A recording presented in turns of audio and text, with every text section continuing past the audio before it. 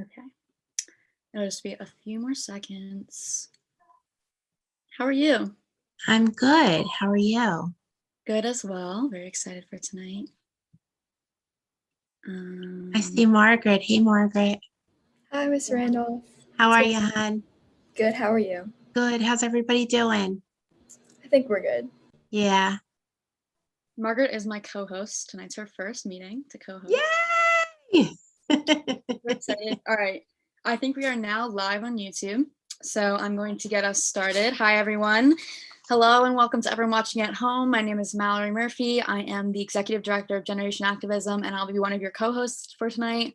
I'm so excited to introduce to you all Jen Randolph, who is a special needs mom and the founder of a nonprofit called Phelan Lucky, which benefits people like her son Jack, who live with Phelan-McDermid syndrome. All of us have at least one person in our lives whose brain or body works differently than ours, and tonight we're hoping to gain some perspective and understanding about what that's like. We are so excited to hear from Ms. Randolph about what it's been like to run a nonprofit and how being a special needs mom has changed her life in many different ways. To wrap up our introduction, I'll pass it to my co-host, Margaret Delaplane. Thank you, Mallory. I'm Margaret. I'm 14, and I'm the Secretary of Generation Activism. We're so excited to welcome you here, and I'm looking forward to learning more about your experience with Feeling Lucky. And now, Ms. Randolph, would you like to introduce yourself? Sure. My name is Jen Randolph, and I am the mom to 3 beautiful children. My middle child, Jack, who is 18, has a rare chromosome abnormality called Phelan-McDermid syndrome. And because of that, I started a campaign to raise awareness, and it's called Phelan Lucky. Thank you so much. So I think we are going to hop into our first question. So Krista is going to start.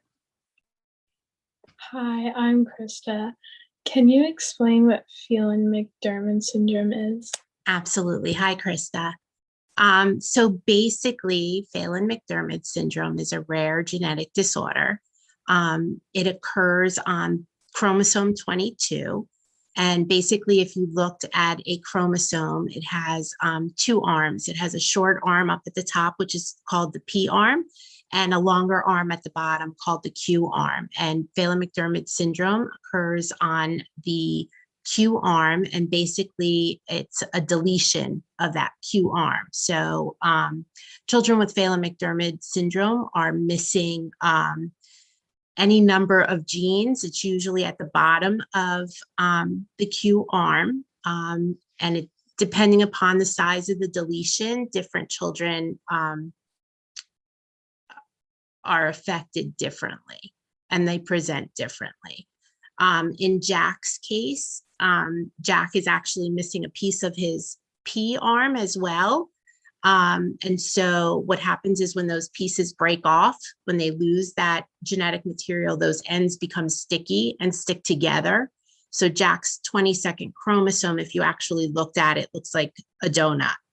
And so while Phelan-McDermid syndrome is rare in and of itself, what he has is called ring 22, which is a rare form of Phelan-McDermid syndrome. It's a long way of saying they're missing genetic material from their 22nd chromosome. Thank you, and I'll pass it to Margaret. You got it. I'm going to be taking a question for Liv, one of our members who wishes she could be here tonight. And she says, before we get any further into the conversation, can you let us know of any terms or wording that can be harmful and redirect us to using different words? In terms of Jack? I think yes. Yeah, I honestly, what did you say, hon? In terms of Jack and in terms of like special needs children in general. So like the big word that everybody always talks about is retarded. So when I think if you looked up Jack's diagnosis, Jack is mentally retarded, right? He's slower than to process certain things, slower to learn things. So it kind of becomes like a red flag word when people use it in a derogatory way. Because if somebody does something stupid and then they call it retarded, you're actually putting Jack down. We've been very fortunate that Jack has been surrounded by amazing people, and we've never really encountered anything like that, which has been lovely. But I know that that's kind of a word that many parents of special needs children find offensive. Thank you so much. I'm going to pass it to Jake. Hi, I'm taking not Cameron, I'm taking Janie's question. My name's Jake Lafort, and the question is, can you just describe Jack as a person? Sure. Jack is very strong. He is extremely persistent. He is very, very sweet and gentle and loving. I call him a gentle giant. He really is. He's just a love. He's big and strong and appears, because he's got a lot of like awkward motions. Sometimes if you don't know him, it could kind of throw you off, but he's just a sweetheart. Thank you. So Cameron's not here, so Mallory, do you want to take this? Sure, I'll take this one. So this is a question from our member, Cameron. And she asked, how should neurotypical or abled people interact with Jack and others like him? It's a great question.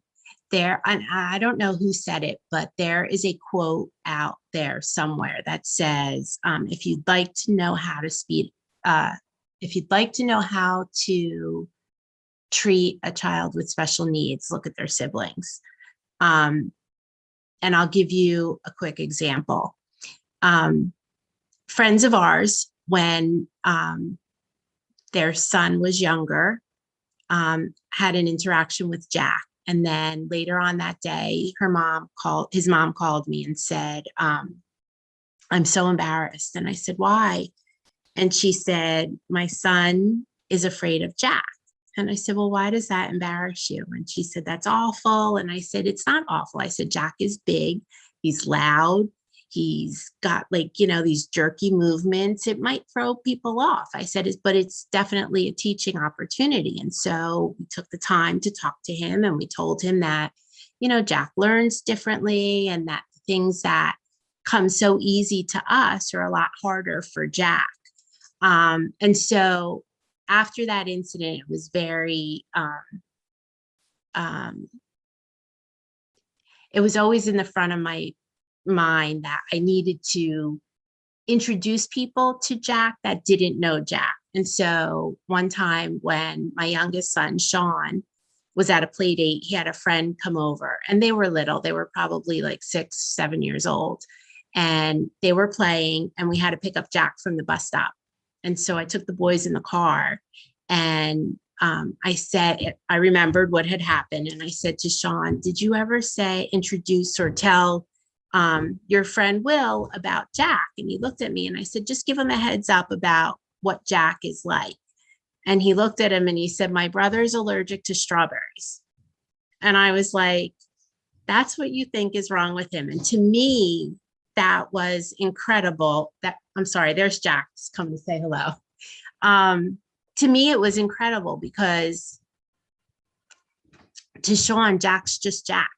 He doesn't have special needs. He's not, different. He's just his brother.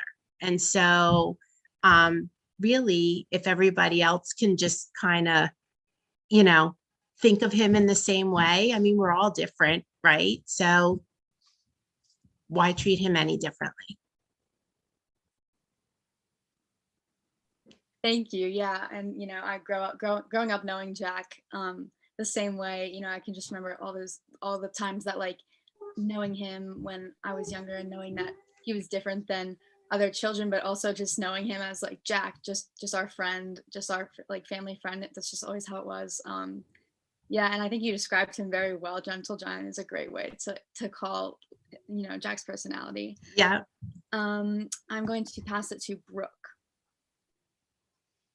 My name is Brooke. My pronouns are she, her, and I am 14 years old. My question is, what is it like to be a special needs parent, and how has it affected your family to have a special needs family member? Hi, Brooke. First of all, can I just say I'm just noticing all the shirts. You guys are awesome. Thank you so much. So how does having a special needs child affect my family? Is that the question? It affects everything. It literally affects everything. It affects how we interact with other people. We can't do a lot of the things that other families do, which is hard. We don't have the freedom of kind of just going and doing things. Everything needs to be planned. We need to make sure that wherever we're going is safe for Jack. If we go to a friend's house, the backyard has to be fenced in, or else we can't relax. Jack has a lot of allergies. We need to be conscious of, food that's going to be certain places. It's tiring. Jack's a handful. He's big, he's strong, he's gentle, but he's exhausting. He's constantly moving. He's into everything.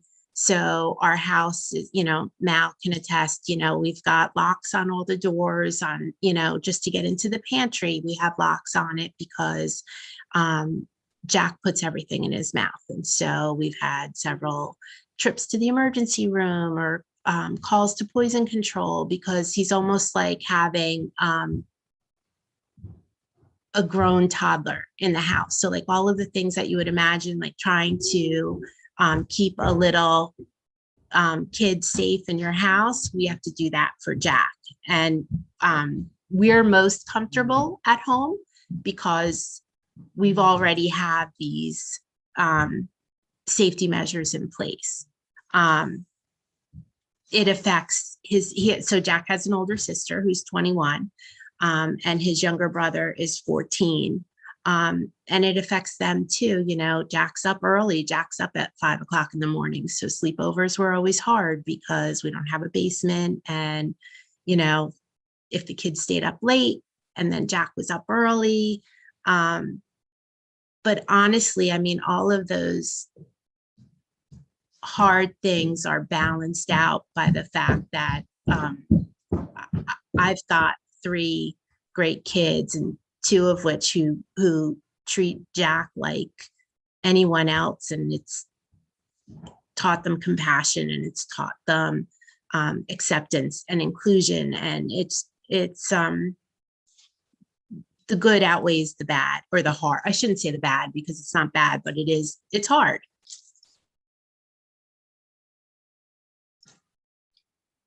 Thank you, and I'll give it to Kira to keep us going. Hi, I'm Kira, and sorry in advance. My question is actually pretty similar. I didn't realize that until right now, but that's okay. What are some of the specific struggles that come with being a special needs mom, and how do you tend to deal with those challenges? It's hard. The same things. It's tiring. It's exhausting. It's constant, which is, I think, is the hardest part, is that there's no break. So like even when Jack's sleeping, you're constantly thinking like Jack's 18, he's going to age out of school now. So now our worries is going to be like, what's Jack going to do in the future? How are we going to keep him busy? He requires a lot of help. He requires a one-on-one because, if he gets out of our house, he'll just run, and he doesn't know to stop for cars. He'll just run until somebody stops him. So I think that is the hardest part, is it's mentally, it's physically exhausting. But that all, again, it all balances out. I have an 18-year-old who snuggles up with me on the couch, and I'm fairly confident, there's a lot of 18-year-old boys that aren't doing that with their moms, so it kind of, I get the best of both worlds, I guess. Yeah, thank you. I don't think Logan is here, so I think I'm going to pass it back to Mallory in case she wants to. Yep. So I'll take Logan's question in a second, but yeah, I can remember a time. I think we were over for New Year's Eve, and Jules, Lauren, and I were in the playroom, I think, with him, and then he went outside, and we had to like go find you. Yeah, because he just you don't know where he's gonna go. He just is curious and Yep, he wants to learn all absolutely. about the world around him. Um, yeah, so Logan is not here tonight, but his question is, when witnessing your children go through school, how are special needs teachers different from regular teachers, and how are those differences beneficial? Um, s- so I'm not necessarily sure that there's a difference between a regular ed teacher and a special ed teacher. Um, I think there's a difference between good teachers and bad teachers, and a good teacher is going to be nurturing and creative, and they're going to think outside of the box, and they're going to teach their students the way they know how to best learn. And so I think the same would hold true for a special ed teacher or a regular ed teacher. I mean, a regular ed teacher doesn't have a classroom full of children who all learn the same way. And the same thing is true for a special ed teacher. I think what may be a little bit harder is that the variability in a special ed classroom could be um, the ends of the spectrum could be a lot wider versus in a regular ed class. But I think that they have to be energetic and understanding and thoughtful. But I think those are all traits that a good regular ed teacher would have as well. Yeah, thank you. And I believe has Jack been in school since like he was about 5, like kindergarten age? So Jack actually Jack was diagnosed 14 months old. And then we went straight into Child Watch, which in Delaware is the 0 to 3 program. And so we had early intervention, so OT, PT, speech, early childhood education, and that may have been it up until 3. And then he started in Red Clay at age 3. So he's been with the Meadowood program since then.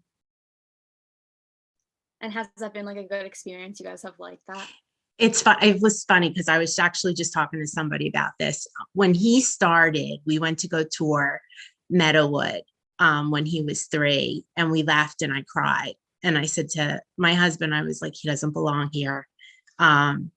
It was hard. It was like a slap in the face. You have all of these thoughts in your head about what life's going to be like for your kids. And then, we walked in and I was like, this is not for him. And now, however many years later, he only has about 2 years left at Meadowood.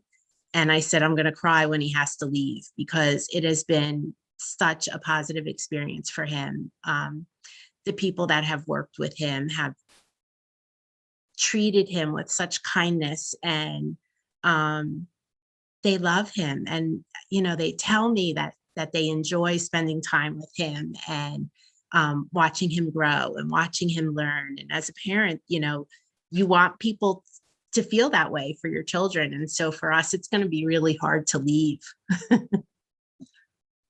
Yeah, and I believe he's at McCain, right? He actually graduated from McCain. So now he's back at the MTP building, which is kind of like in Red Clay, the preschool building and MTP are together. So he's like right back full circle where he started. Yeah, it's amazing. I'm so glad it's been such a positive experience. Next, I believe Bella is taking Chelsea's question. Yes. So Chelsea's question was, what pushed you to start the conversation about Phelan-McDermid syndrome with Phelan Lucky? Was there a specific moment that led you to your decision? So earlier I had said that Jack was diagnosed with ring 22. So when Jack was 14 months old, when he was originally diagnosed, they told us he had ring 22. And at that time, there were about 82 cases in the world. There was nobody here that we knew of. We didn't know how to get in touch with any families. And so we were kind of on our own. And we started extensive therapies, and we started seeing all different kinds of specialists at the hospital.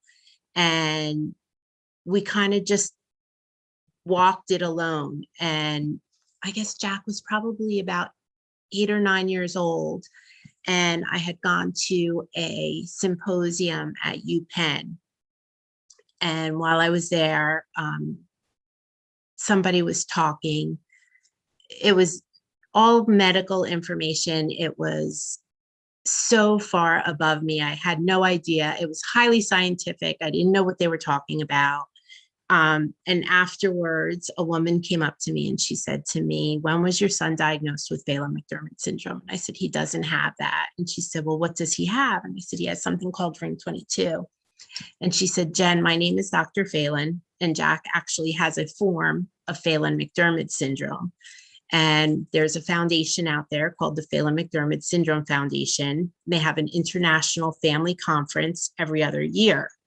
We had just missed the 2010 conference. And so in 2012, we went to Florida and I attended my first international conference. And it was scary, but exciting.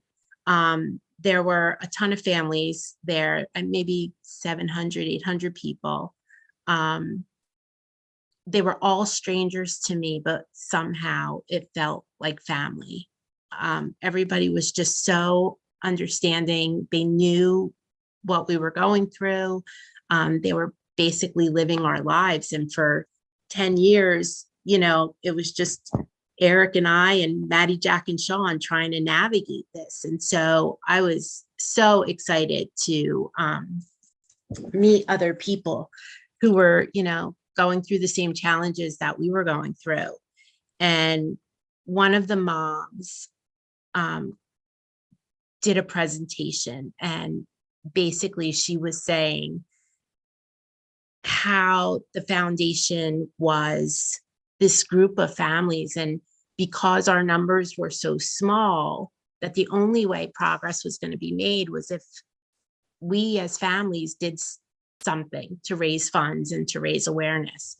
And I remember coming home and I said to my husband, I was like, we need to do something to help these people, because we had been alone for so long. And now all of a sudden it was like we had this extended family, and I wanted to do our part. I wanted to help. And St. Patrick's Day came around, and they do a big crawl in Trolley Square. And I said, you know what? There was a bunch of us going, and I said, I'm going to make t-shirts that say Phelan Lucky on them instead of Feeling Lucky.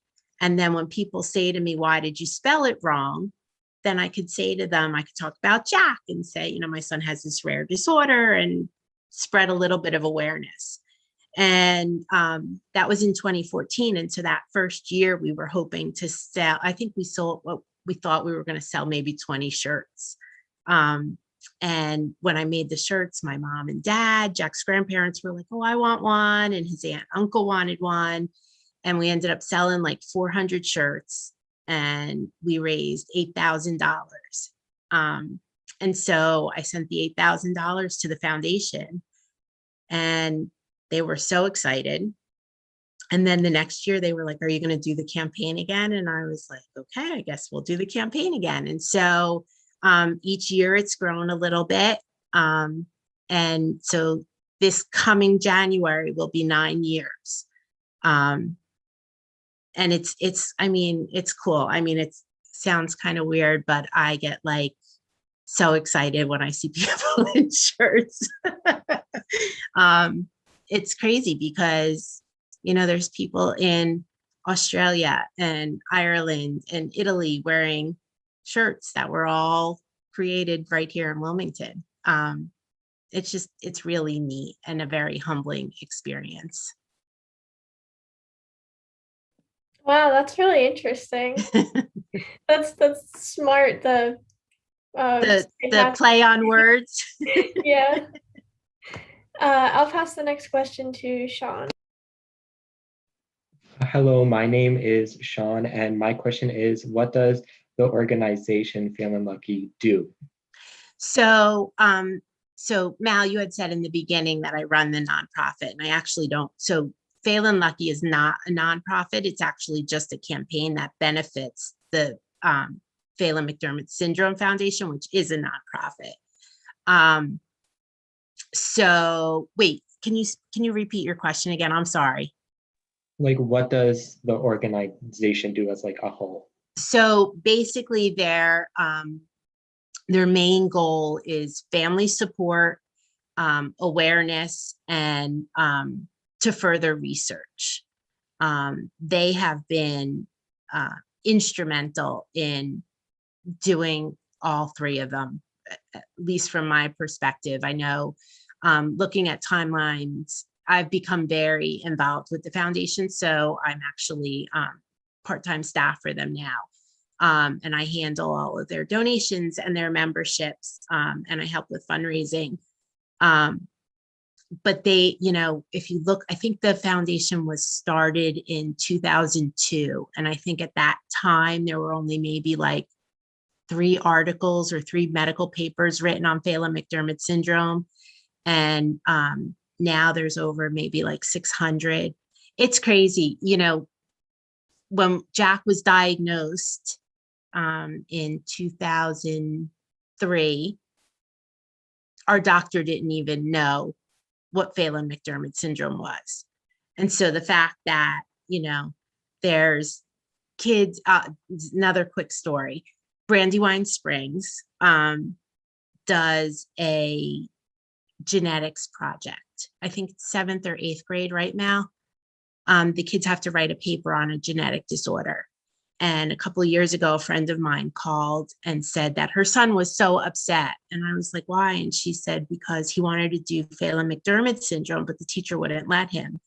And I said, well, why wouldn't the teacher let him? And she said, because too many kids chose that as their subject. And so to me, going from, a doctor who has never heard of the syndrome to a fact where there are grammar school kids who are, vying for the opportunity to use that as the subject of their paper, I feel like Phelan Lucky had a part in that, That's like really sweet, that story. I'm gonna pass it off to Margaret for the next question. Thank you, Sean. My question is, what have been your most effective means of outreach?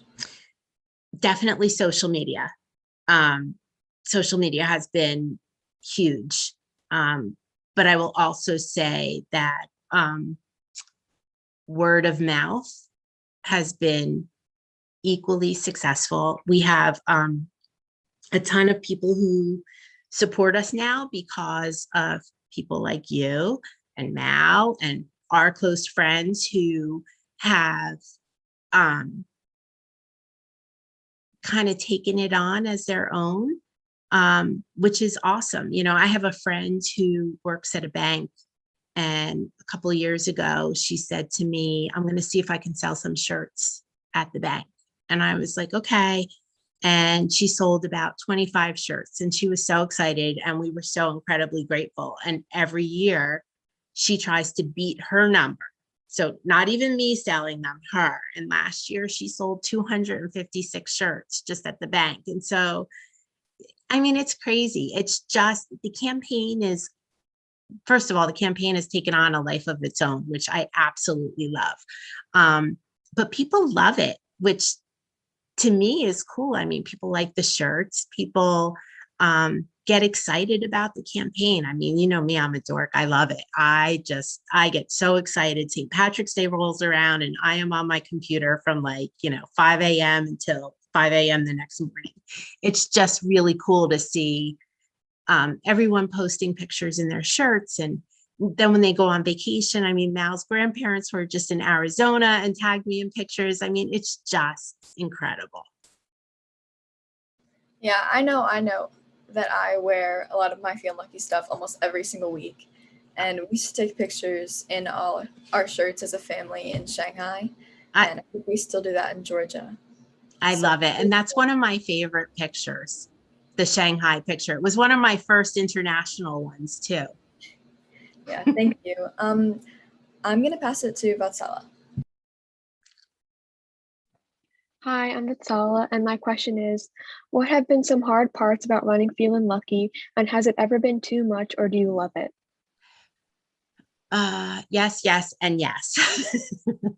My favorite parts about Phelan Lucky are probably a lot of the stuff that I just talked about. You know, it's really neat to see the support and to watch the, you know, the love flow in. I have friends that I went to kindergarten with that I haven't seen in years who, you know, buy shirts for themselves and their kids and then post pictures online.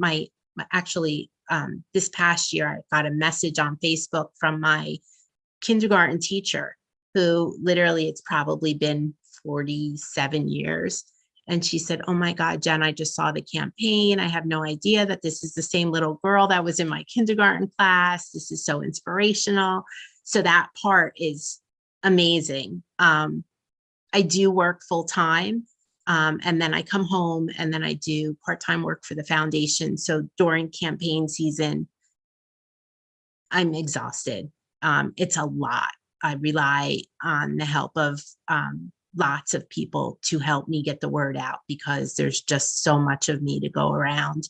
A lot of the other PMSF families have started their, you know, they push the campaign out like crazy. We've started asking for people if they know any celebrities to get them in a shirt to help. But it's a lot of work. It's messages coming in through text and email and phone calls and Facebook. And so from that perspective, it's a lot. But how do you not love seeing so many people across the world stand up for something that's only affects 2,500 kids right now are diagnosed in the world, you know, so it's pretty incredible. Thank you so much for sharing your experience, and I'm going to pass it to Jake, sorry. That's okay. Okay, so this is also another one of Janie's questions. Her question was, what are some misconceptions about those whose brains work differently that you would like to eliminate?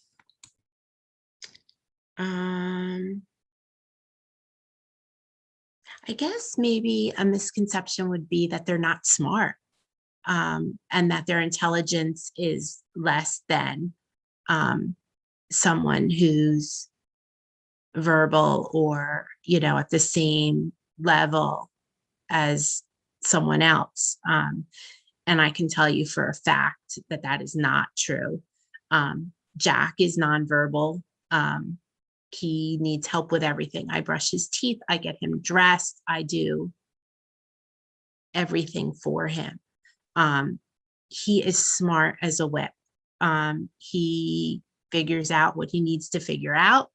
You know, if it's important to Jack, he will find a way.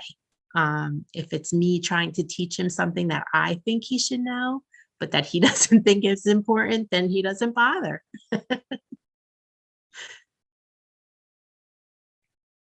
All right, thank you so much. Next is Megan. Hi, I'm Megan, and I can Hi, totally Megan. relate to you because my mom's a special needs mom as well. But my question is, how does it feel when Jack does something that many said he wouldn't be able to do because of his disability? Sorry about that. That's okay. So your mom would probably say the same thing too. It's almost kind of like a haha, I told ya. When Jack was first diagnosed, we took him to see a geneticist in Philadelphia, and he was so little. Couldn't even stand. He probably couldn't even sit up by himself at that point. And she basically told us that he would never walk, he would never talk, he would never be self-sufficient. that he would live with us forever, and that, you know, pretty much would have not much of a life. Fast forward, he was in the Meadowood program, and they took the children bowling and roller skating twice a week. And I kept saying to myself, this kid could barely walk. I cannot believe they're going to put roller skates on this poor kid. Like, what is going through his mind?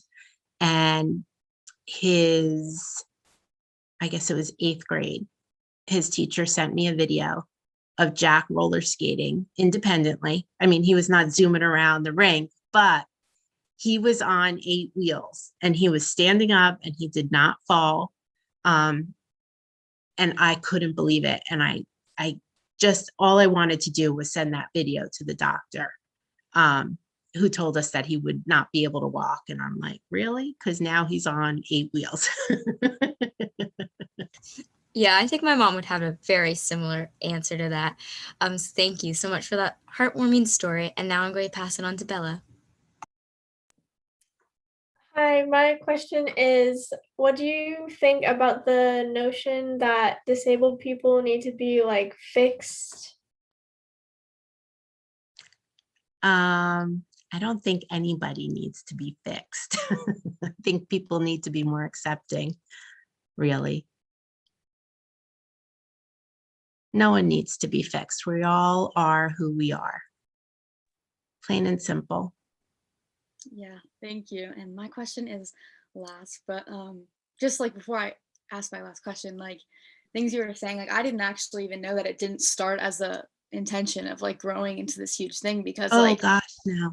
yeah, by the time that, I mean, I was old enough to understand everything about it, like I was just it was just already this huge thing, and watching it grow over like even just the last few years has been crazy. Seeing, I mean, what kind of celebrities have you, I know like so many, but I couldn't list them all. I'm sure Oh gosh, it's been crazy. So like Blake Shelton tweeted this year about the campaign, which was huge this year.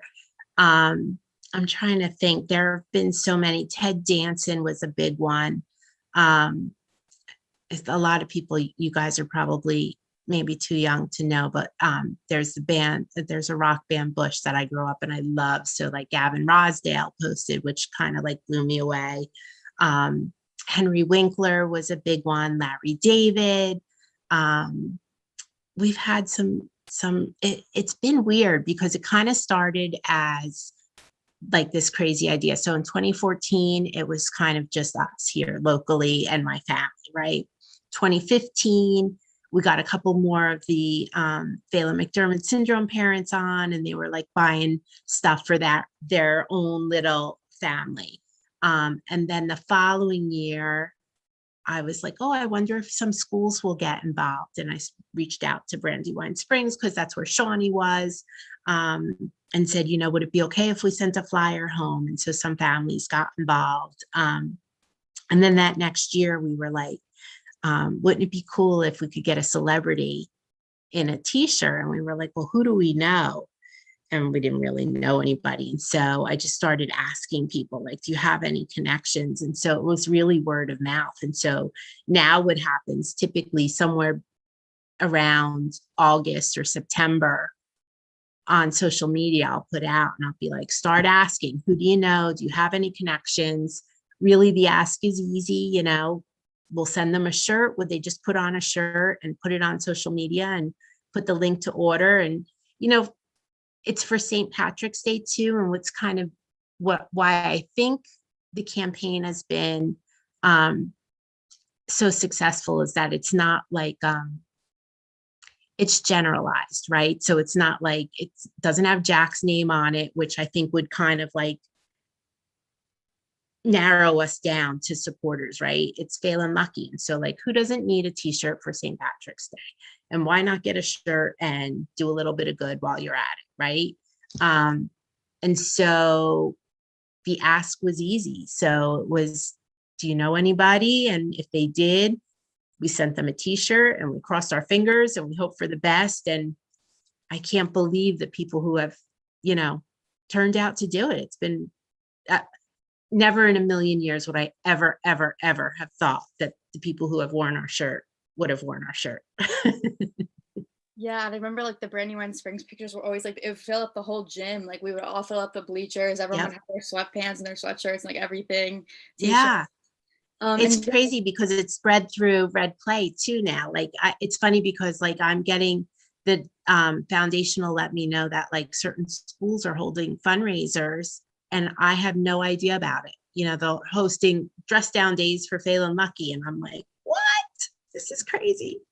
yeah, and it's just like so cool. And like Margaret said, like I wear my stuff all the time. It's like my favorite sweatshirt. I have like 15 sweatshirts in my closet of them, like 45. Like they're just I have so many. And like the sweatpants are my favorite sweatpants. Like I wear it all the time. And it's literally like it's not something that I like obviously when I wear it, I'm thinking of Jack and I'm thinking of your family. I'm thinking like this is something that like I love wearing because it represents something, but it's also just like my like I just love it as like clothes. Like it's not like you said, it's like generalized and I use it all the time.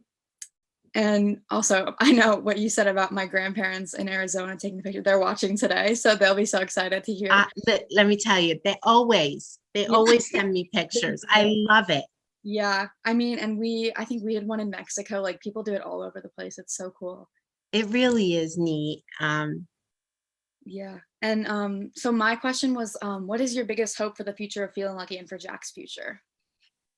So Phelan Lucky's easy. I hope it continues to grow. I hope that, you know, it becomes more recognizable. I hope that people love it just as much every year and start telling other people about it. Yeah, I just hope it just continues to do it. It's funny because in addition to raising funds and raising awareness for the foundation, I wish I could post all of the private message that I get from parents because the parents love it just as much and they feel like this sense of support. Like a lot of these parents were in the same boat that we were in. You know, they were alone. They didn't know anybody else with this. And so to see celebrities and school-aged kids who typically don't pay attention to stuff like this, all supporting, it's a very overwhelming and touching and like it's so hard to put into words that feeling, but you just feel the love and it's just amazing. Like I don't know how else to explain it. It kind of makes the hard stuff seem a lot more doable. And for Jack's future, like, do you have any like specific plans? Or are you just hoping like that you? I just want him to be happy and healthy and be surrounded by people who love and care for him. Mm-hmm. Yeah, and I mean, I just know like everyone that in our like circle, we all just love him so much. Like he's just like such a light, and so just like he has such a personality. And I think a misconception that some people would think is like he doesn't have a personality or he's not his own person, but he absolutely is his own person. I mean, I can't count the amount of times he's like taking my juice box out of my hand and like all the time. Totally. Yeah. And I have to tell you too, like Eric and I, so both my husband and I are from New Jersey, and I especially grew up in a very tight-knit, close Italian family. And so when we moved to Delaware, we left our family behind. And even though they're only 3 hours away, they're 3 hours away. And the community that we have that surrounds Jack here has been heartwarming. It's something that we are very, very grateful for. I know that there are some people out there that do not have that support. And so, we consider ourselves very lucky. We're Phelan lucky. Yeah, and I just want to thank you so much for your insight here. And before we wrap up for the night, Megan is going to give a little speech about her experience having a special needs sibling and growing up in a special needs family. So Megan, do you want to take it away? Yeah. So sometimes I cry when I talk about my sister. So if I start crying, you can make fun of me. It's okay. Never. First off, I want to say thank you so much, Miss Randolph, and your son Jack. You guys are such an inspiration. So growing up, my parents were never really around because my siblings were in the hospital. My younger brother Justin and my younger sister Madison was born with a disease known as HLH. I can't say the scientific name of it because it's like really long, but my mom can. Sadly, my brother Justin passed away from it. But my sister is healthy and she is downstairs, not going to bed. But because of that, my sister had to get a bone marrow transplant, which gives her some disabilities and complications. So my sister has what is known as nystagmus and dyslexia. Nystagmus is an eye condition where your eyes move left to right, and this movement can reduce vision and issues within your depth perception. And dyslexia is a reading disability. And I think the best part about like any special needs mom or parent is they fight. They fight for the kids who can't fight, like my sister, whether it's in school, at the doctor's, or at therapy. Any special needs mom fight for their kids. My mom fought for my sister, and due to that, she also fought for me and my brother throughout school and in life. Special need moms like you and my mom are truly amazing. They fight every day and they still manage to keep a smile on their face. Growing up, I never really thought about the advantages I can gain from having a special needs sister, but today I think I gained a lot. I gained parents who fight for me. I gained the lesson not to care about what other people think. And I also gained the lesson to accept all people, no matter race, gender, who they love, or what challenges they face. I think the most amazing thing about my parents is in order to get my sister to school, they have to drive an hour away in like Pennsylvania. And recently I realized like how stressful that can be because they have to get off work early and then like drive and they have to wake up at like the crack of dawn. So I think that's amazing.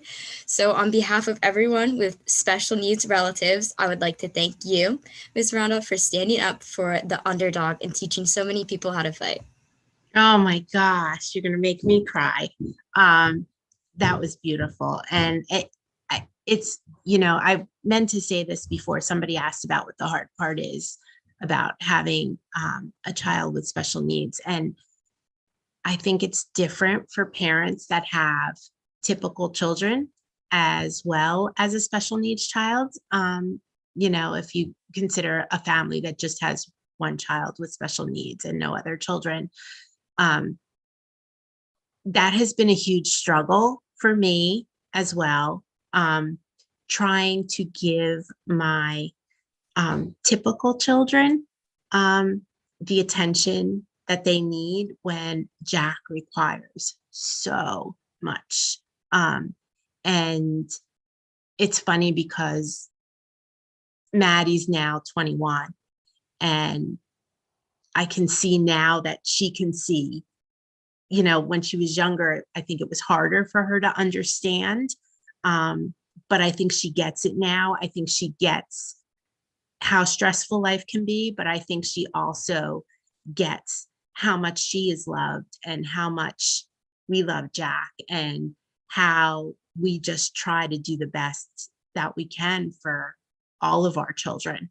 And so to hear you say that is really sweet. And I'm sure your mom is so incredibly proud of you. And your sister's lucky to have you as well. Thank you. This is the time where I'm going to ask if anyone has any questions that were sparked by the rest of the conversation that they didn't write down. Does anyone have any extra questions that they want to ask? No? Okay. Oh, Bella, go ahead. Bella. So you explained what causes the disorder, but Yep. can you talk more about like the symptoms Sure. of it? Yeah, absolutely. So because everybody's missing a different amount of genes, the symptoms are different, between different kids. A lot of the common things, a lot of the children have an autism diagnosis. Epilepsy is a huge symptom for a lot of our kids. GI issues are off the charts. Sleep disturbances. Jack has a really hard time sleeping at night. Jack has a horseshoe kidney. He has cortical visual impairment. He has, we were actually just at the hospital this week. He has a large cyst in the back of his head, which we've been monitoring, but we've found that he has a small brain tumor. We are trying to figure out whether or not he has a diagnosis of something called NF2, which is neurofibromatosis. Basically, it's non-cancerous tumors that grow on the spine and in the brain and in the ear canal. But really, the big ones are, GI issues, epilepsy. A lot of the kids have tons of seizures, and managing them is really hard. It really varies with the child.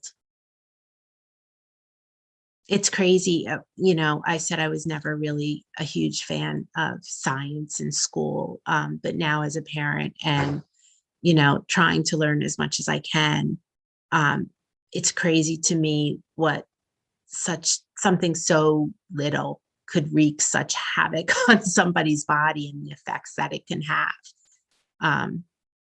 It's pretty interesting. I feel like I'm going to become a science nerd. Yeah, I mean, that is really so interesting. I'm actually learning about like chromosomes right now in biology, and it is so crazy to me how like the smallest little, like something tinier, like nothing, humans can't even see it like that, but something that small can change so much about someone's body and their brain and how their life is lived. So I just want to say, how much I personally, and I'm sure all of us can agree, admire you and your strength. And we obviously have heard and we know how exhausting and how tiring and how much work that you put into making a perfect, or not a perfect, but just a happy family for you and your children.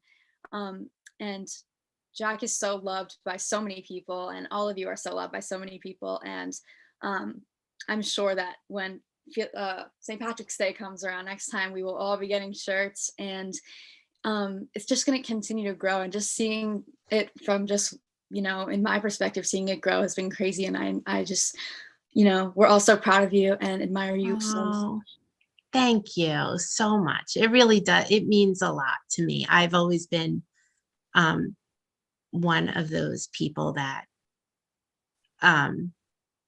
it's hard for me to feel like I've accomplished something. And when I look at this, I'm proud of it, but I'm grateful because I couldn't do it without our family and friends. And I'm lucky. Yeah. So thank you so much for joining us tonight. To everyone who watched at home, thank you so much for tuning in and for watching. For anyone watching at home, if you would like to follow along on our social medias, our Instagram and TikTok are at generation.activism, and our Twitter is at GENACT2. I would like to share that our next meeting will be next Friday night with a college student named Lucy, who is going to be sharing with us their experience coming out as non-binary. And the last meeting that we had was with the CEO and president of Planned Parenthood Delaware, and that's on our YouTube channel if you want to go check it out. I'll pass it over to Margaret to say a final thanks before I wrap it up. I just wanted to add to what Mallory said. Thank you so much for being here. I learned a lot. It was really inspiring, and I'm so grateful that you could join us.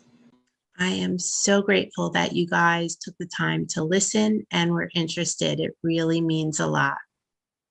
Thank you so much. Yeah, of course. And we will be tagging Feeling Lucky in our social media posts about the event tonight. So if anyone wants to follow the journey along there, they can. Thank you so much for joining us. We had a wonderful time. Thank you, guys. Bye. Bye, all.